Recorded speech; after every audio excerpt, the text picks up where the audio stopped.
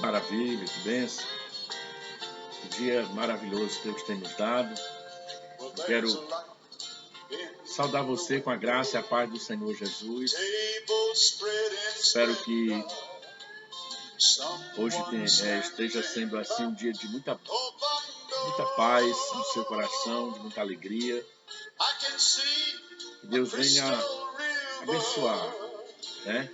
Essa palavra venha trazer assim um conforto, uma certeza de que você é amado, de que você é amada por Deus, de que aonde abundou o pecado em nossas vidas, superabunda a graça do nosso Deus. Hein? Amado e eterno Deus, apresento a Ti a minha oração, apresento a Ti a minha vida. O Senhor venha me usar como canal em Tuas mãos, que a Tua palavra seja manifesta ao coração contrito e aquebrantado, sedento de receber uma palavra Tua, Senhor. Eu coloco à Tua disposição, que Teu Espírito Santo fale com o Teu filho, com a Tua filha, com aquele que está tão necessitado de ouvir a Tua voz. Deus da graça, já Te agradeço por tudo, meu Deus. Pela Tua palavra, pela Tua presença, pelo Teu amor e pela Tua bondade, Pai. Eu oro em nome de Jesus. Amados e queridos irmãos e amigos, atentos à palavra de Deus, quero já agradecer aí pela sua atenção, trazer uma palavra baseada aqui em 2 Samuel 9, de 1 a 13, que vai falar sobre a bondade de Davi para com o filho de Jonatas, Mefibosete. Você pode ler aí do capítulo 9, do versículo 1 até o versículo de número 13. Mas vou ler aqui para a gente ganhar tempo, né, a partir do versículo de número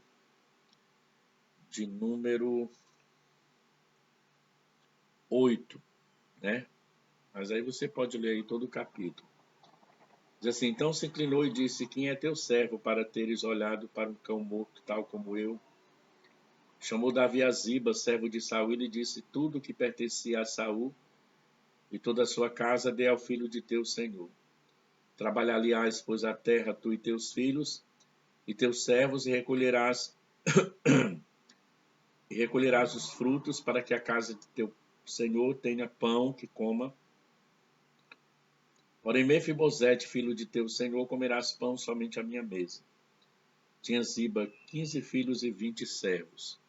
Versículo de número 13. Morava Mefibosete em Jerusalém, porquanto comia sempre à mesa do rei. Então temos uma passagem aí bastante interessante, que vai falar sobre Mefibosete. Já temos até pregado nessa passagem, muitos irmãos já têm pregado aí nessa passagem, mas Deus tem uma palavra ao nosso coração. Amém? Eu quero falar sobre a abundância da graça de Deus. Assim como Mefibosete foi alcançado pela bondade de Davi e pela graça e a misericórdia dele, nós também fomos alcançados pela graça, bondade e misericórdia de Deus. A Bíblia diz que onde abundou o pecado, superabunda a graça de Deus, em Romanos 5, versículo de número 20. Então, a graça de Deus é um dos pilares da doutrina da salvação. Enquanto o termo graça aparece frequentemente no Novo Testamento, geralmente quando você vai ler aí o Novo Testamento, você sempre vai encontrar essa palavra graça. Lá no Antigo Testamento, o termo usado é misericórdia. Mas são equivalentes, né? Então, o sentido é o mesmo. Quando Deus tem misericórdia, geralmente a palavra que você encontra no Antigo Testamento vai tratar a misericórdia de Deus para com Israel, a misericórdia de Deus para com o homem. No Novo Testamento a gente vai ver muito essa palavra, a graça de Deus, a bondade de Deus, né? Então, somos salvos pela graça, pela bondade de Deus. Olha o que diz aqui em Efésios 2, versículo de número 8. Porque pela graça sois salvos, mediante a fé, e isso não vem de vós, é dom de Deus. Então é pela graça. Nós nós não temos nada, por melhor que nós sejamos, mas não é pelos nossos feitos, não é pelas nossas obras, mas é simplesmente pela graça de Deus que nós somos salvos mediante a fé. Como é importante nós ouvirmos a palavra de Deus, porque a Bíblia diz que a fé vem pelo ouvir, ouvir a palavra de Deus, né? Os reformadores do século XVI reafirmaram essa doutrina, né, em oposição ao ensino da salvação pelas obras. Então, naquela época, havia pensamentos, né, sobre essa questão da pessoa praticar boas obras, né, e acabar indo para o céu por causa de boas obras. Mas aí os reformadores eles vão lá reafirmando a doutrina da graça, que não é, como a Bíblia diz, pelas obras para que ninguém se glorie, mas é pela bondade de Deus. A questão das boas obras, de nós sermos abençoadores, de nós, as nossas boas obras acompanhar a nossa fé, a gente entende que a boa obra é uma consequência da nossa fé. Então tem que estar ligado, a gente tem fé, tem que praticar boas obras, mas a salvação é pela graça, pela bondade de Deus, mediante a fé, né, no Senhor Jesus Cristo. Não vem de nós, mas é um dom de Deus, né? Então vamos estudar um pouco, né, sobre essa narrativa aqui de 2 Samuel 9, de 1 a 13, que relata a história de Mefibosete. Nesse texto existe uma tipologia da graça redentora de Deus revelada na pessoa de Jesus. Né? São tipos, né? Tipologia é uma doutrina relativa à relação entre Antigo e Novo Testamento. É uma doutrina aí que se relaciona ao Antigo e Novo Testamento. Então tem algumas questões, algumas pessoas, algumas verdades no Antigo Testamento que é um tipo do Novo Testamento, né? E é colocado como tipologia bíblica, né? Nós devemos aprender com isso, né? Então nós vamos perceber aqui nessa passagem, né? Pode ser vista dessa maneira: o amor de Davi a Mefibosete é uma figura do amor de Deus para com o homem. Mefibosete é uma figura da raça humana. Lodebar tipifica o mundo, né? E Jerusalém, a casa da paz ou a igreja. Então são tipos e nós vamos compreender como a Bíblia fala, a forma que a Bíblia fala. Então, acontecimentos lá no Antigo Testamento tem verdades poderosas que nós vamos ver o Novo Testamento e ali há uma ligação muito grande, né? E assim nós nos alegramos e aprendemos, né, com a palavra de Deus e nos alegramos no Senhor. Certo? Então, o fracasso da humanidade. Vamos falar aqui sobre o fracasso da humanidade, primeiro ponto. Depois vamos ver aqui a restauração concedida e, por último, a superabundância da graça de Deus. Então, todas essas verdades aqui estão bem relacionadas com esse acontecimento ali com Davi, né? Com Mefibosete, com toda aquela situação que houve ali. Então, Mefibosete ele era neto do rei Saul. Os filisteus em batalha contra Israel haviam matado Saul e seus filhos, inclusive Jonatas, pai de Mefibosete.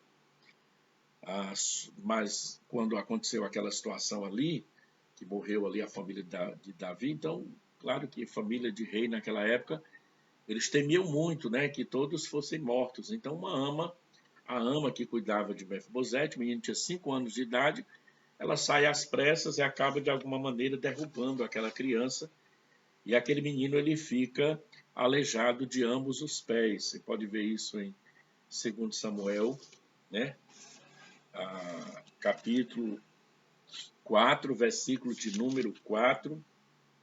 Olha aqui, Jonatas, filho de Saul, tinha um filho aleijado dos pés, era da idade de 5 anos, quando de Jezreel chegaram a notícia da morte de Saul e de Jonatas.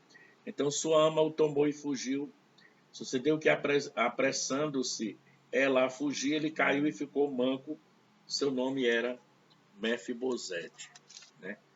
Então, devido à pressa daquela mulher, acabou derrubando aquela criança e aquela criança ficou manca, né? Ficou deficiente de ambos os pés.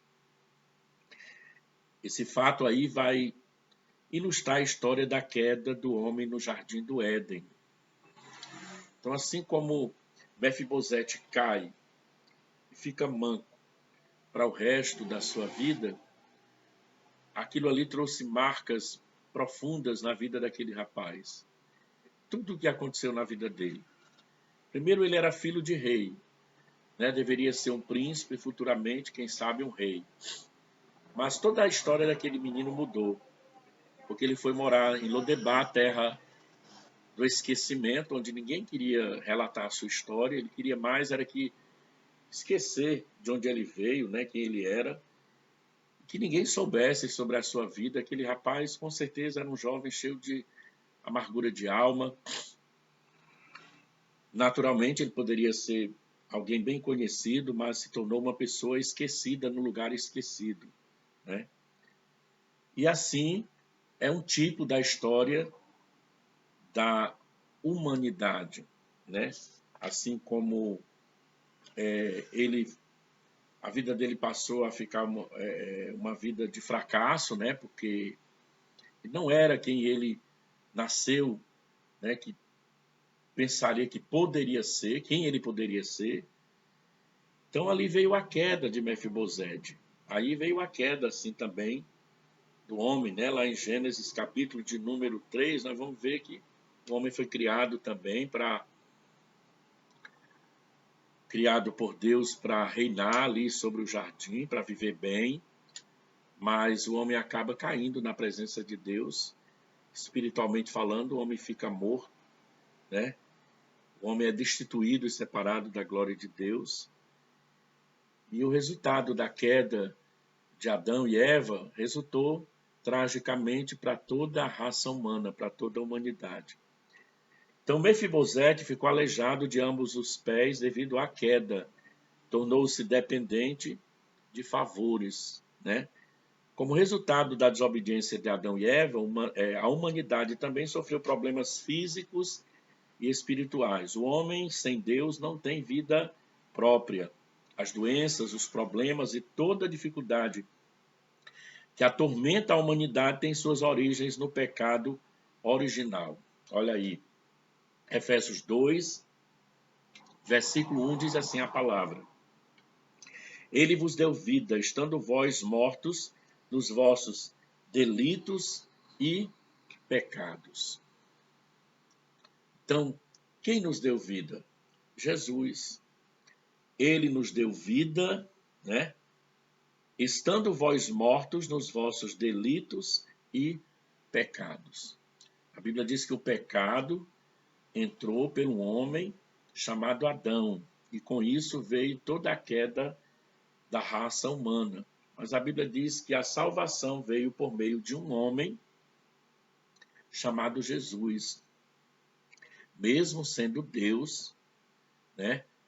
Ele se esvaziou dos seus atributos de Deus, naturais, né? Atributos naturais de Deus, e assumiu a forma humana e veio aqui a essa terra, né? Para que através dele, Jesus Cristo, a humanidade possa ser salva.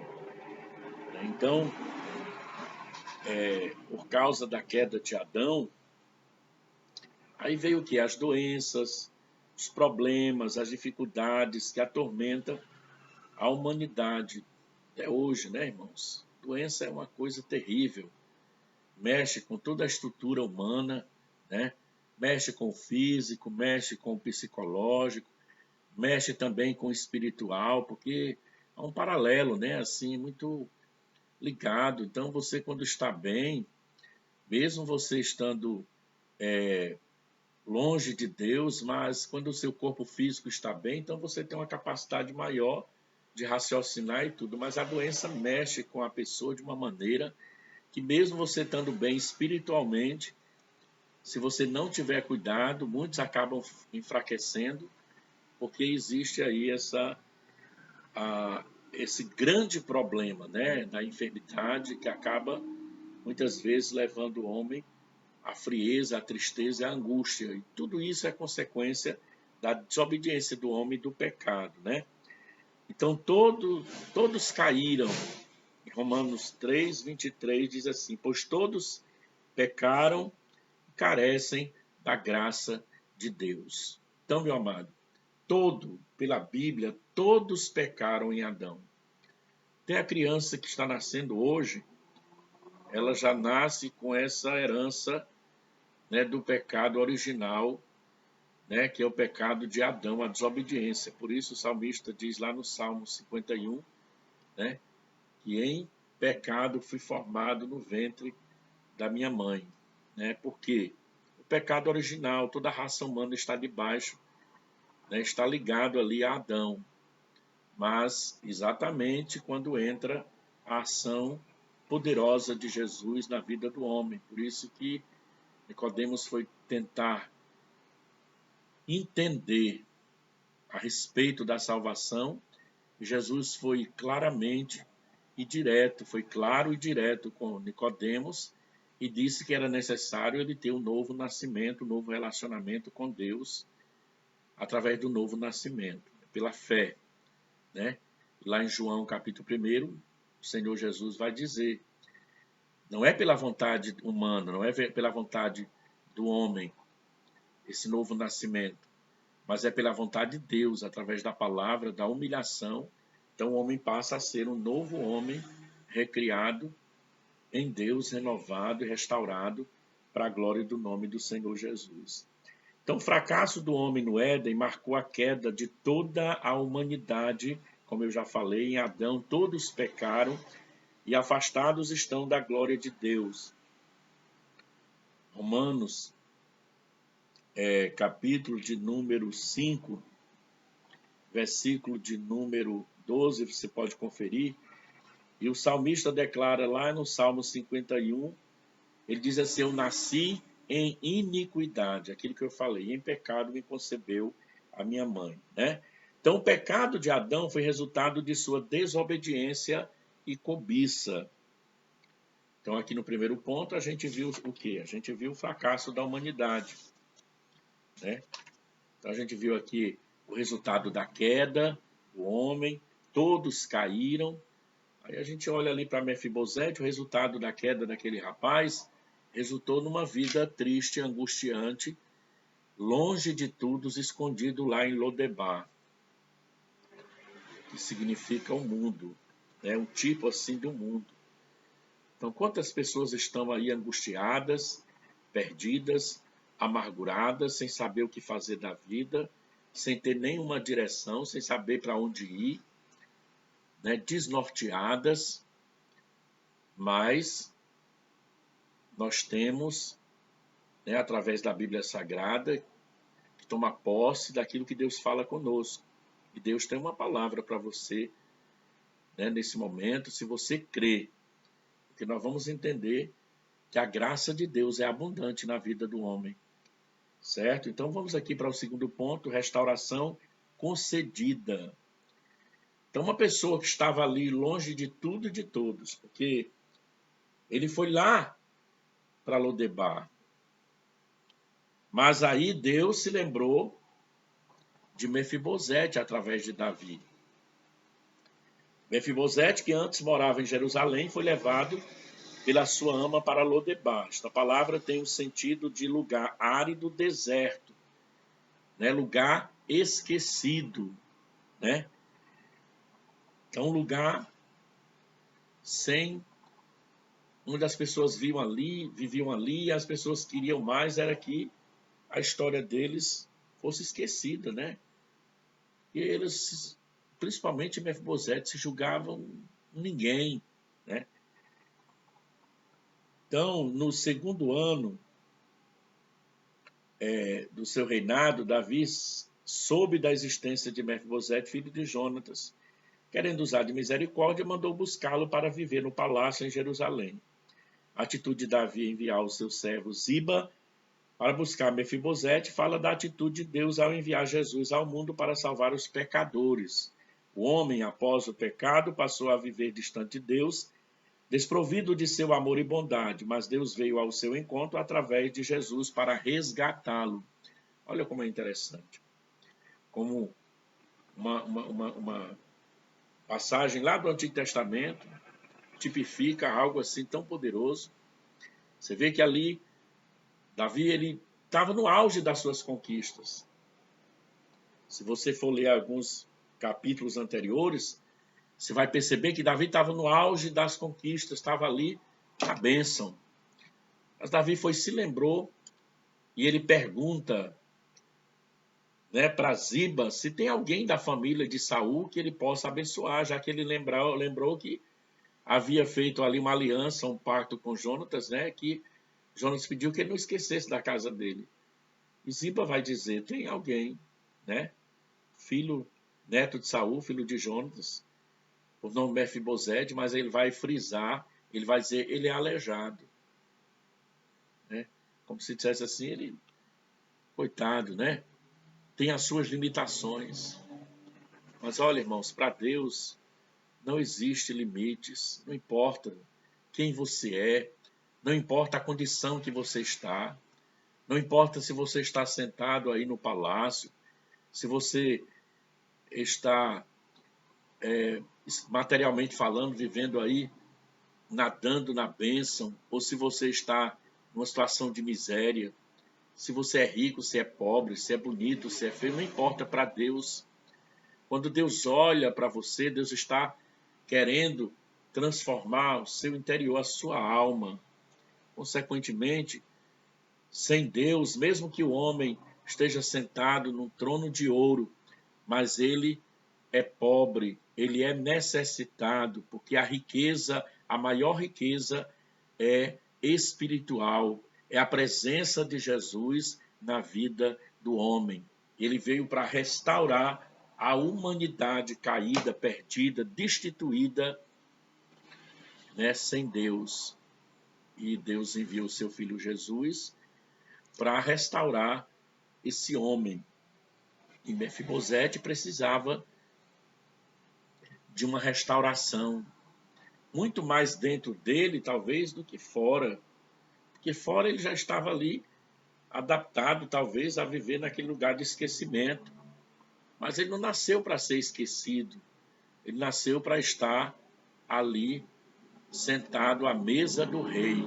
E Deus tem propósito na sua vida, e Deus quer tirar você dessa situação e também fazer com que você venha estar na presença de Deus, desfrutando das promessas e bênçãos que Ele tem para você.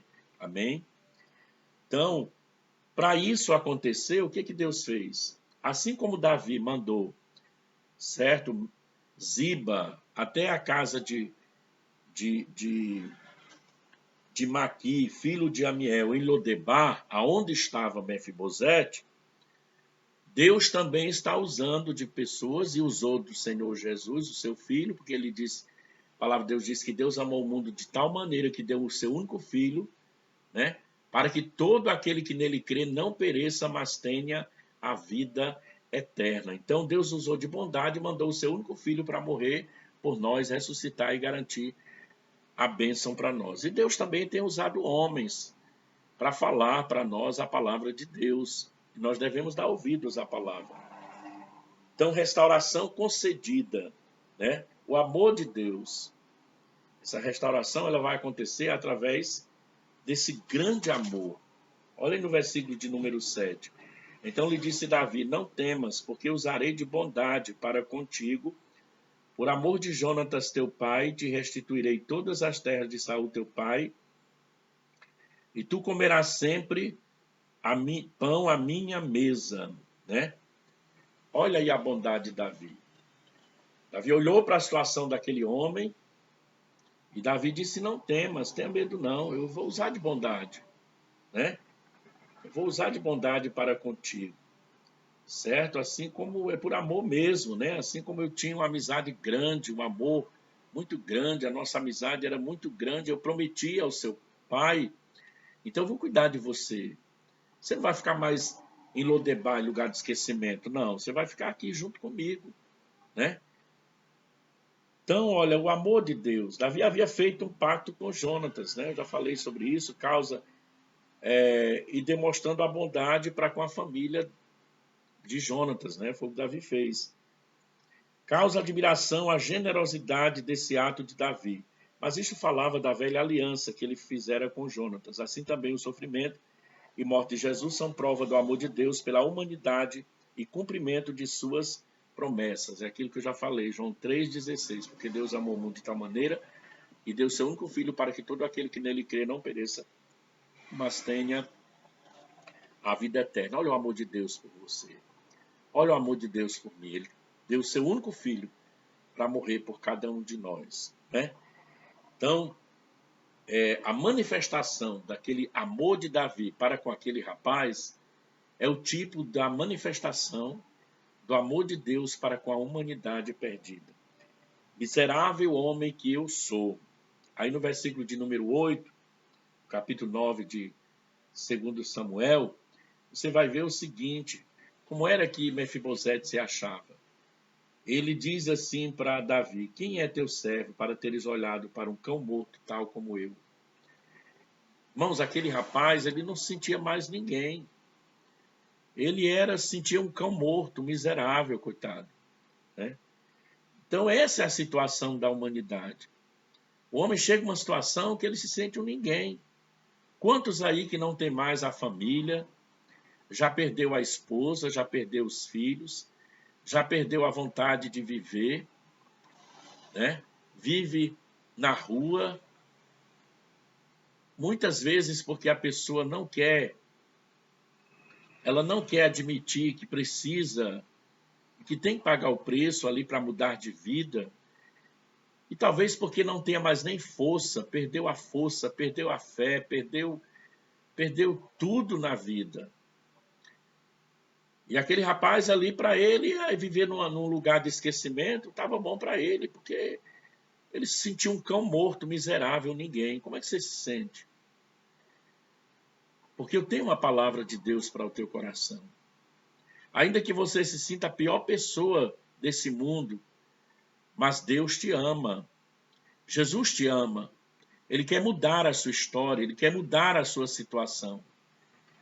De repente você está em casa e olha para a sua vida, e você talvez pode ter tudo materialmente falando, mas você sente um vazio muito grande na sua alma. Você sente um ninguém.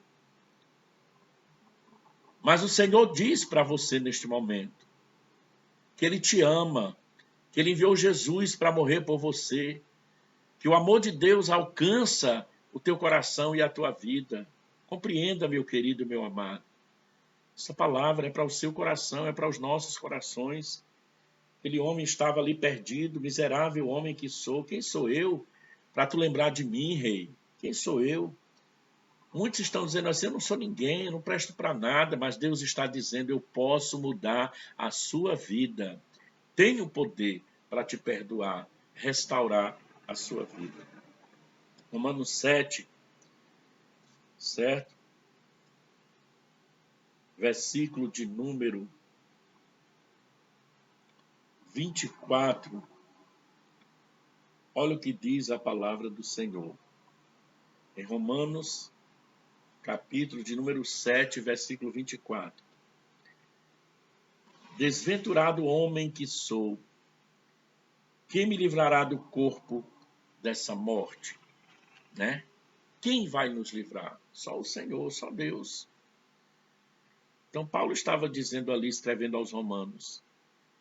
E a condição para que isso aconteça é reconhecer o pecado, abandonar, reconhecer Jesus como Senhor e Salvador da vida, e o Senhor vai mudar a situação, porque esse é o amor de Deus, revelado na cruz do Calvário.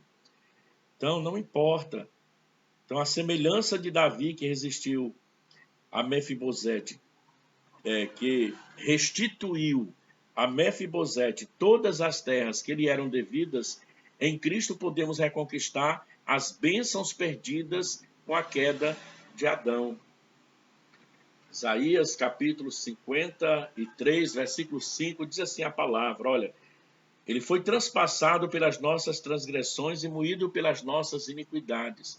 O castigo que nos traz a paz estava sobre ele, e pelas suas pisaduras nós fomos sarados. Diz a palavra do Senhor.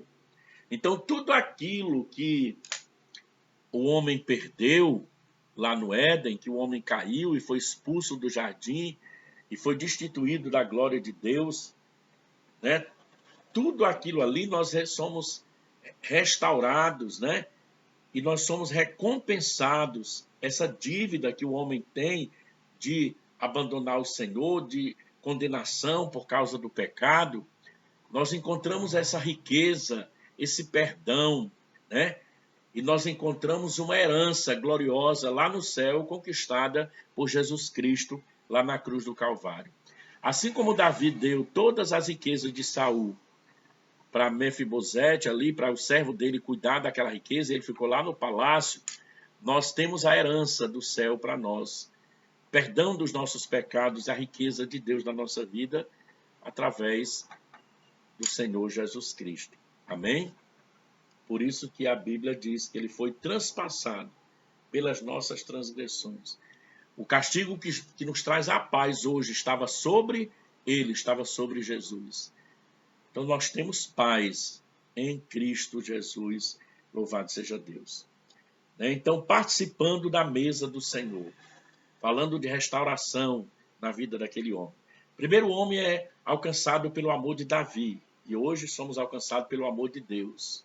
Consequentemente, foi o amor de Deus também na vida dele através de Davi, né? Depois ele se sentiu uma pessoa miserável, não merecia nada, é o que nós também nos sentimos, né? Mas aí Deus, através de Jesus Cristo, nos perdoa, revela o seu amor, nós entendemos, o homem entende. E aí, o que vai acontecer com Mefibosete? Davi vai dizer assim, olha, você vai cuidar das terras, né? Ele vai dizer ali para o servo de Mefibosete, vai dizer para Ziba, tu vai cuidar lá das riquezas, cuida das terras. Ele tinha um monte de filho, cuida lá, né? Mas Mefibosete vai ficar aqui junto comigo, aqui no palácio, vai morar aqui em Jerusalém, né?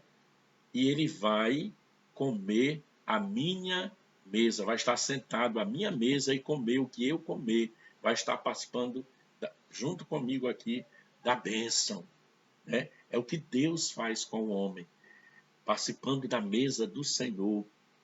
Agora Mefibosete tem uma nova vida, não é mais um homem esquecido lá em Lodebar, mas é um homem lembrado agora, né? Então passa a viver no palácio, que privilégio, que bênção.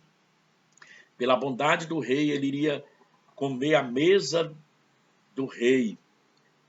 Davi, pelo resto da sua vida, que maravilha. O salvo em Cristo também tem a honra de participar à mesa do Senhor, ou seja, desfrutar da comunhão com Deus. Hoje nós participamos da Santa Ceia, nos lembrando do que Jesus fez, faz e o que nos espera lá na glória. Nós não merecíamos nada, hoje estamos em comunhão com os nossos irmãos, com uma vida transformada pelo poder de Deus. E é todo dia, viu, igreja? Todo dia nós temos que nos entregar nas mãos do Senhor para que Ele vá moldando as nossas vidas, trabalhando em nosso ser. Mas nós temos o privilégio de participar das bênçãos de Deus na nossa vida. Então não somos também como Mefibosete, era mais como um cão morto, mas um dia nós estávamos também na lama, na perdição, no mundo de pecado, sem saber o que fazer da vida, sem saber para onde ir, mas agora nós estamos trilhando o caminho, e esse caminho é Jesus, rumo ao céu, no nome do Senhor Jesus, amém? Por último, terceiro e último ponto, falando de restauração, segundo ponto, a gente falou do amor de Deus, da misericórdia de Deus, né? Miserável homem que sou, Davi teve misericórdia daquele homem, ele se sentia um nada, se tornou alguém, é a mesma forma que nós, e participando da mesa do rei, e hoje nós também participamos, desfrutamos das bênçãos de Deus. Terceiro e último ponto, a superabundância da graça de Deus. Veja aí, que maravilha, né? A graça salvadora, né? Que bênção, a graça protetora e a graça restauradora. Essa é a graça abundante de Deus na nossa vida. Aonde abundou o pecado, superabundou a graça de Deus. Então a vida de Mefibosete é fruto do favor imerecido concedido por Davi. Aquele rapaz merecia, né? Davi tinha feito ali a promessa ao pai dele. Davi poderia de repente ter esquecido, nem lembrado, né? Mas Davi se lembrou e usou de bondade. Não fosse a imensa bondade do rei, ele jamais teria voltado a Jerusalém. Mas o ato de benevolência salvou, restaurou e protegeu aquele rapaz. Descrever a extensão da graça de Deus seria impossível. No entanto, vejamos em que se resume a superabundância da graça divina.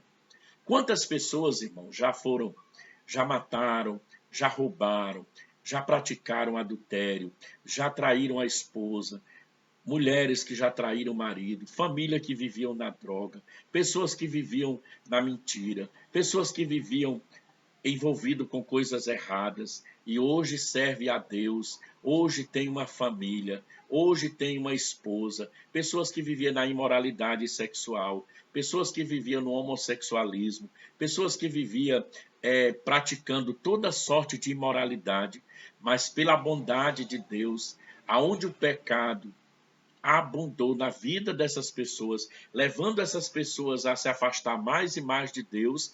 Quando Jesus chega para essas pessoas e elas entregam a vida delas para Jesus, então a vida dessas pessoas são restauradas pelo amor de Deus, pela graça salvadora de Deus, pela graça protetora de Deus, pela graça restauradora de Deus, e se tornaram novas criaturas, filhos de Deus, através do amor de Deus. Ninguém pode negar.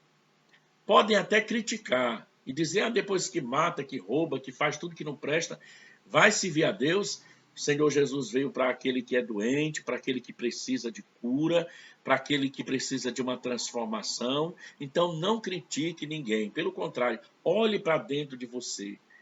De repente, graças a Deus, você não foi um ladrão, você não é uma pessoa de vida imoral, você é uma pessoa que vive uma vida, a gente pode dizer assim, entre normal, dentro de uma normalidade, mas mesmo assim a salvação é através de Jesus. Lembra daquele jovem rico?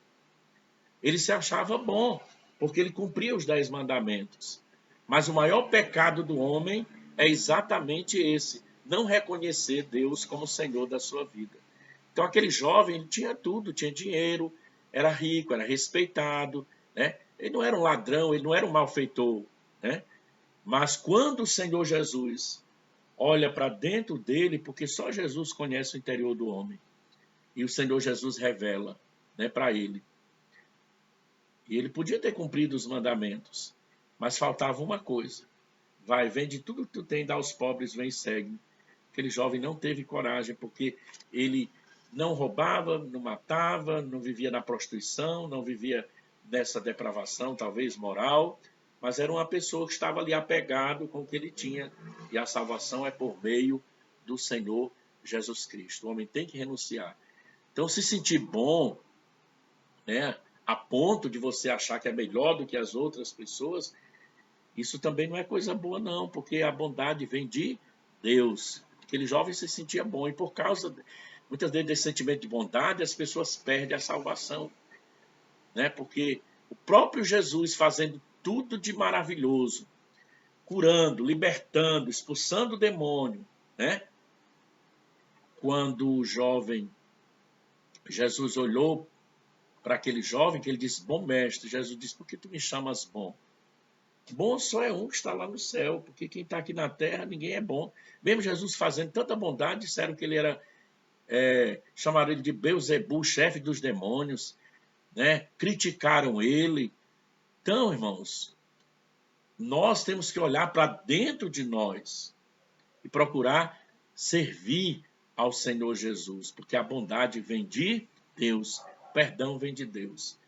Mas não podemos viver uma vida de pecado, temos que pedir perdão pelos pecados e permitir que Deus venha libertar e transformar as nossas vidas na presença dele, amém? Então, o pecado tem abundado na vida de muita gente aí. Tem muita gente aí preso, acorrentado, amarrado pelo pecado, pela droga, pelas coisas deste mundo. Mas Jesus veio para libertar. A Bíblia diz: se o Filho vos libertar, verdadeiramente sereis livres. Amém? Então, se você mudou a sua vida, se Jesus mudou a sua vida, mesmo que critiquem você, amém, dê glória a Deus por isso, siga a tua caminhada servindo o Senhor, porque a Bíblia diz, irmãos, que importa, né, quando a Bíblia vai falar ali das bem-aventuranças, vai dizer: bem-aventurados sois vós, porque sois perseguidos, né? Não por ser um ladrão malfeitor, mas por me seguir, por me amar. Assim também fizeram com os profetas que vieram antes de vós. Então dê glória a Deus por isso, amém? Mas permaneça firme, porque a vitória é para aquele que permanece até o fim, né? Então, olha, mas o ato de benevolência salvou e restaurou a vida daquele homem. Então vejamos aqui em que se resume, na verdade, a superabundância da graça de Deus. Primeira graça salvadora, Efésios 2 e o versículo de número 8, porque pela graça sois salvos mediante a fé.